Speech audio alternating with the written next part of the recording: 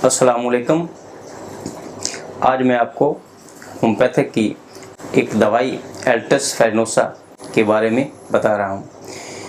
एल्टस फेरिनोसा औरतों की बहुत अहम दवाई मानी जाती है। इसमें रहम के जुमला नकाइश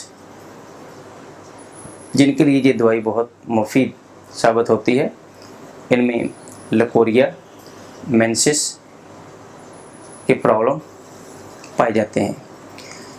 ख़ुसूसी तौर पे ये दवाई बांझ औरतों के लिए मुफीद पाई जाती है। ऐसे मरीज़ा जिनको बार बार हमल गिरने की शिकायत होती है, उनके लिए ये दवाई बहुत मुफीद पाई गई है।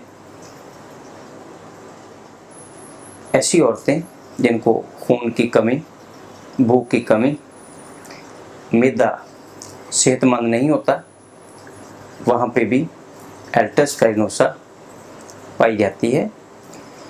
एल्टस यूट्रस के लिए एक टॉनिक की हैसियत रखता है। तमाम औरतों के अमराज जिसमें लकोरिया, जिसमें मेंसेस का सही वक्त पे ना आना, यूट्रस की कमज़ोरी, बच्चेदानी का नीचे की तरफ दबाव, ये तमाम ऐसी अलामात अगर मरीज़ में पाई जाती हैं तो वहाँ पे एल्टस फेरिनोसा बहुत फ़ायदेमंद साबित होती है। ये हमारी दवाई बहुत अहम साबित होती है। ये मेरी वीडियो कैसी लगी?